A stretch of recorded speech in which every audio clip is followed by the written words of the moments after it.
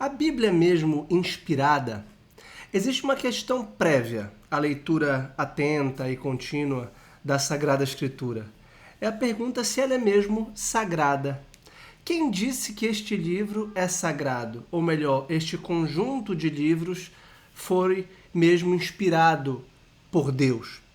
Ora, a Igreja Católica acredita que o homem tem dois caminhos de acesso a Deus e que só Deus responde aos anseios mais profundos do seu coração. Um primeiro caminho é a razão, que o leva a perguntar sobre o Criador deste mundo tão diversificado, colorido e ordenado. Qual foi a inteligência e a arquitetura que ordenou todo esse cosmos? E isso influenciou, isso incentivou a que a filosofia natural buscasse pela causa dos fenômenos. E essa causa primeira, não causada, foi chamada, desde antes da tradição cristã, como sendo divina, foi chamada de Deus, pelos gregos, por exemplo.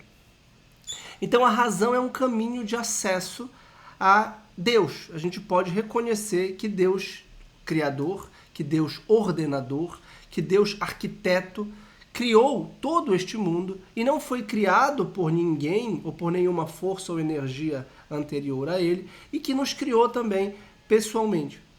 Bem, a fé é um segundo campo de investigação ou de acesso a Deus, na medida em que o próprio Deus toma a iniciativa de se revelar aos homens, que acreditam no testemunho daquelas pessoas designadas num plano da salvação para desempenharem um papel proeminente de participação dessa revelação, que são exatamente os patriarcas, os profetas, os sábios, os apóstolos e a própria pessoa divina de Cristo.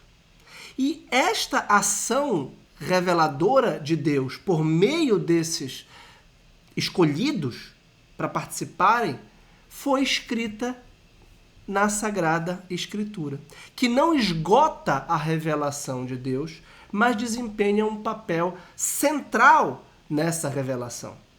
Então, quando nós temos fé, que é ao mesmo tempo um dom de Deus e uma virtude que nós exercitamos conscientemente, nós acreditamos que esta palavra escrita tem o poder de iluminar a nossa inteligência, de aquecer o nosso coração e de nos mostrar as verdades fundamentais da vida. Quando nós temos fé, nós acreditamos que este livro é diferente de todos os outros livros feitos pela razão humana, pelo engenho humano, por muitos homens sábios que buscaram decifrar os mistérios que nos assediam e que nos envolvem, que são as perguntas metafísicas e religiosas fundamentais: quem criou o mundo, quando o mundo terá fim, se o mundo é eterno ou infinito, qual é o sentido último da vida humana, o que explica a violência, o que explica os pecados, as transgressões, a morte, o que explica o amor e assim por diante, né? Que a religião e a filosofia, nesse sentido, têm uma interseção nas questões metafísicas fundamentais. E a teologia também desenvolve de forma filosófica e sistemática a doutrina da fé. Então, a tradição apostólica da Igreja, esses sucessores de Cristo, escreveram o que nós conhecemos como Novo Testamento. A Igreja uniu ao que ficou conhecido como Antigo Testamento, que é a Bíblia hebraica, e consolidou um documento que foi elevado, enaltecido, lido, proclamado e anunciado de forma litúrgica. Daí a liturgia da palavra, que junto com a liturgia eucarística forma o rito fundamental dos cristãos, que é a Eucaristia, a Santa Missa, em que se lê a palavra, se proclama e comenta a palavra escrita de Deus e se consome o pão vivo da palavra que é Cristo. Então, nem só de pão vive o homem, mas de toda a palavra que vem da boca de Deus. O pão nosso de cada dia nos dai hoje. E isso nós aprendemos exatamente na palavra escrita. Então há uma interdependência entre a palavra proclamada, que é Cristo, e o pão que alimenta o nosso espírito. A palavra alimenta a nossa inteligência, fortalece a nossa vontade, e o pão nos alimenta e nos faz comungar do corpo de Cristo, que é a palavra de Deus feito carne. Então, na tradição cristã, a Bíblia tem um papel absolutamente predominante, que a torna superior a um mero documento humano. Como documento humano, é o mais influente da história universal. Não há nada que se compare com a Bíblia. Não há nenhum outro livro que chegue perto da Bíblia em termos de importância e influência humana. E em termos de interesse que foi dispensado à Sagrada Escritura pelas ciências humanas, como a história, a literatura, o direito, numa busca de investigar e de entender o significado imanente deste texto. Ou seja, a razão científica, que é uma fonte de acesso até Deus, mobilizou todos os seus esforços e as suas capacidades para preservar, copiar, traduzir, editar, interpretar a Sagrada Escritura.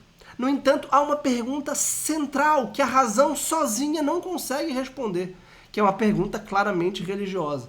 É possível ou é importante depositar fé na Sagrada Escritura?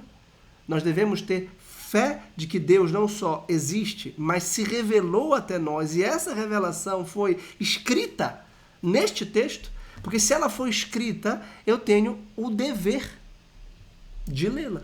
Se eu sei ler. Se você não sabe ler, tudo bem. A sua salvação necessariamente não depende de você ler e entender toda a Sagrada Escritura. Depende da sua fé em Cristo, Senhor, que pode se ver pelo ouvido apenas. Pode ver, a fé vem pela pregação, né? Vem da escuta, diz São Paulo. Você precisa escutar. Mas você escuta normalmente alguém que lê a palavra de Deus, considerando o meio de comunicação muito eficiente que é a escrita, que permite que nós continuemos a ler o mesmo texto que tem sido lido há 2000 anos, sem que nesse telefone sem fio, que é a tradição oral, né? E quando a gente vai passando oralmente, por mais aguda que seja a nossa memória oral, a gente pode perder alguma coisa no caminho. Quando a gente escreve em pedras, por assim dizer, e é interessante que Deus revelou a sua lei a Moisés escrita nas tábuas da lei, no Monte Sinai. E isso está escrito no livro do Êxodo. Então, essa é a questão.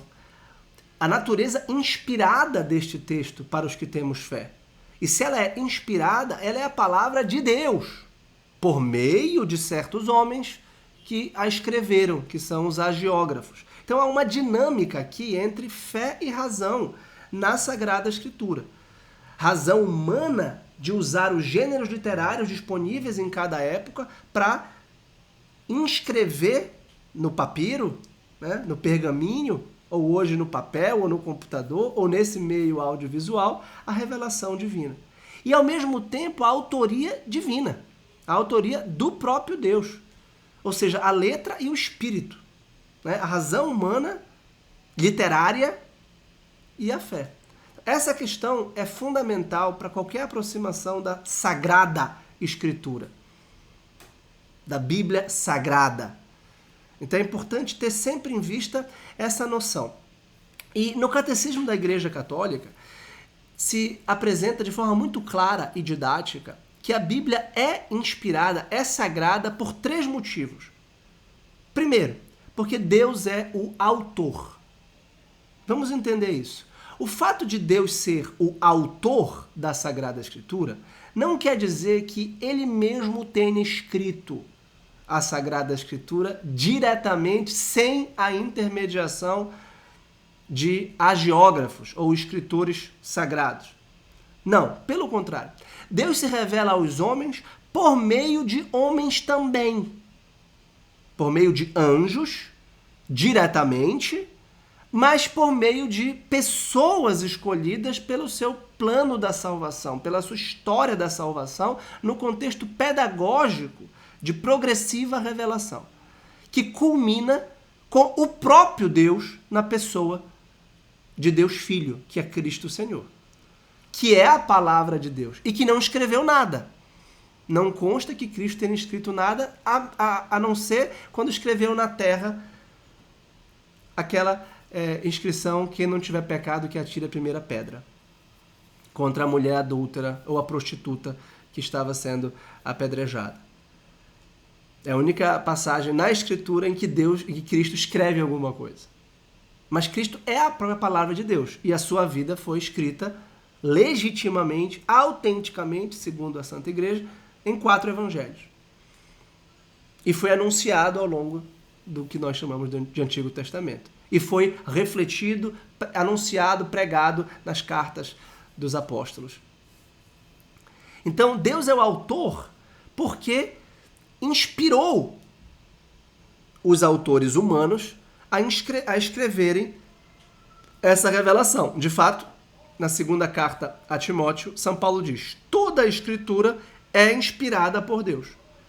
É útil para ensinar, para persuadir, para corrigir e para formar na justiça.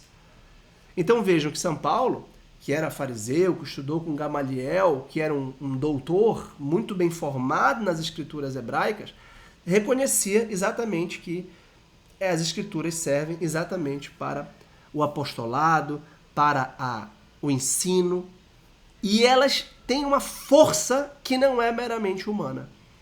Não é a força de Paulo ou de Moisés, por mais virtuosos que fossem.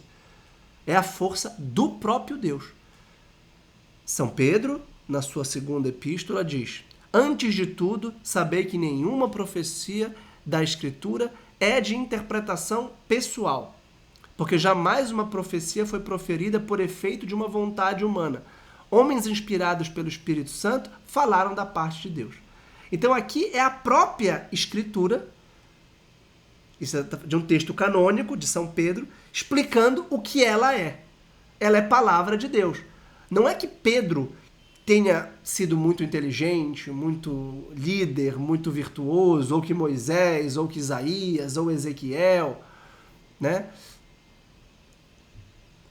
Mas o próprio Deus falou por meio dos profetas.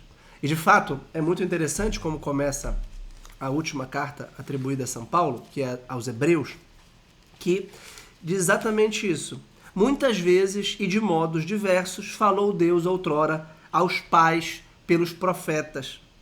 Agora, nestes que são os últimos dias, falou-nos por meio do Filho, a quem constituiu herdeiro de todas as coisas e pelo qual fez os séculos. Então, a palavra criadora de Deus, que é Cristo, agora foi revelada carnalmente pela encarnação de Cristo. Ou seja, se Deus é o autor deste texto sagrado, ele também é o intérprete deste texto sagrado. Ele precisa de uma autoridade interpretativa tão inspirada e sagrada quanto a autoridade de quem escreveu a Sagrada Escritura. E por isso ele deixa a igreja como sua esposa, como o sustentáculo da verdade, como o pilar da verdade. Porque sem a igreja, cada um pode interpretar a Sagrada Escritura a seu modo. E por isso é que São Pedro diz: jamais uma profecia foi proferida por efeito da vontade humana. E por isso, nenhuma delas pode ser interpretada de forma particular ou pessoal. Quando a igreja se posiciona e proclama um dogma de fé, ela o faz autorizada por Deus para contribuir com a revelação. Ela participa da revelação na função do magistério sagrado, que junto com a tradição apostólica e a Sagrada Escritura formam o tripé da fé católica, que é a fé completa, que é a fé segura, que é a fé orgânica e sistemática da revelação, ou na revelação de Deus. Em segundo lugar, ensina o catecismo, a Bíblia é sagrada porque Deus inspirou autores humanos, como eu tenho dito, que devem ser interpretados também a partir do seu contexto histórico e literário. Ora, uma obra escrita no Egito é diferente de uma obra escrita na Babilônia, que é diferente de uma obra escrita na Palestina. Por mais que a língua eventualmente seja a mesma, mas as influências culturais, a mentalidade geral, o destinatário da comunidade, basta você ler as cartas de São Paulo tão diferentes entre si, seja aos romanos, seja aos coríntios, seja aos efésios, ou aos de Tessalônica. Então tudo isso deve ser levado em conta, porque é a razão buscando entender quais suas forças. Ao mesmo tempo que a fé nos abre a um campo muito maior para saber, por exemplo, que a Bíblia não erra, que a Bíblia é inerrante. Porque Deus não erra, Deus não se confunde, Deus não engana, Deus não brinca com o seu povo. Nós é que podemos não entendê-lo por completo, o que é o normal. Porque se a razão bastasse, não precisaríamos da fé. Nós não estaríamos falando de religião, mas sim de filosofia. E eu passei a me dedicar também à religião exatamente porque percebi, como Blaise Pascal, um grande filósofo do começo da modernidade, disse que o último passo da razão é entender que infinitas coisas a transcendem. Quem começa a estudar filosofia, ou quem começa a se dedicar à ciência, acha logo que vai dominar tudo pela razão. E quando chega no final, quando chega no topo, percebe que existe um campo infinitamente maior de coisas que a razão não alcança. E por isso é necessária a religião. E muitos sábios, a maioria dos sábios reconheceu isso. Reconheceu que a razão sozinha não basta. Por isso, é necessário estudar a Bíblia.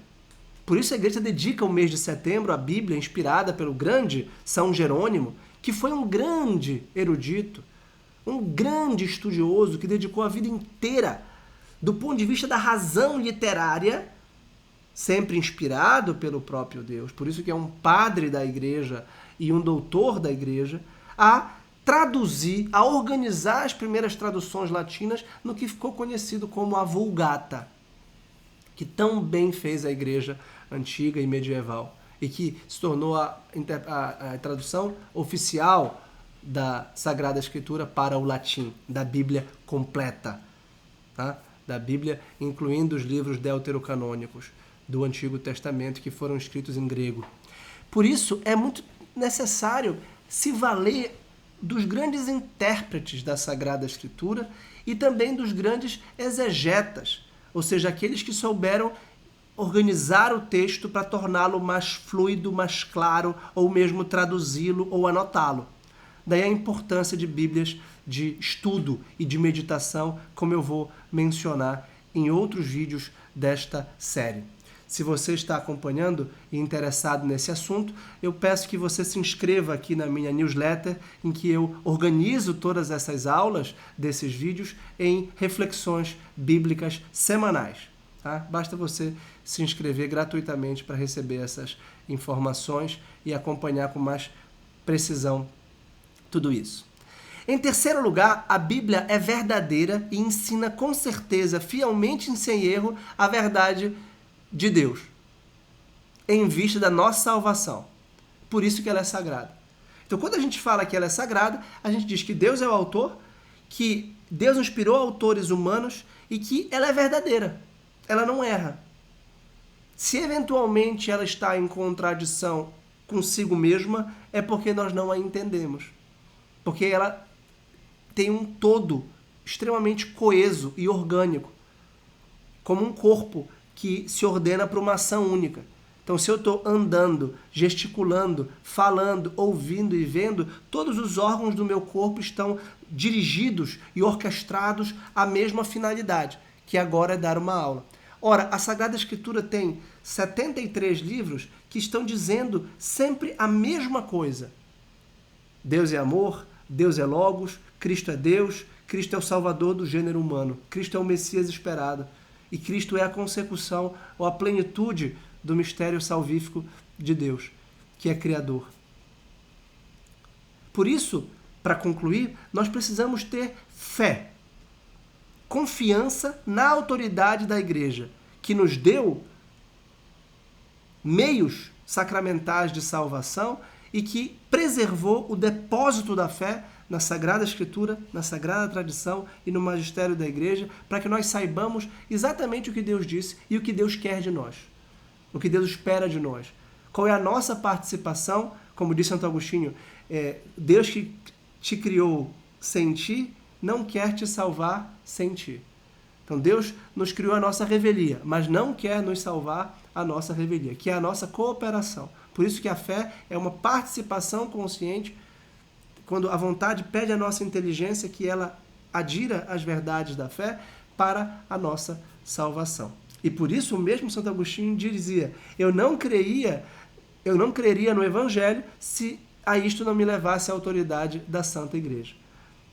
Acreditar que a Sagrada Escritura é inspirada por Deus é o primeiro passo para uma leitura fecunda e proveitosa deste documento que supera todos os esforços humanos de conhecer a Deus, porque é, na verdade, a revelação do próprio Deus aos homens.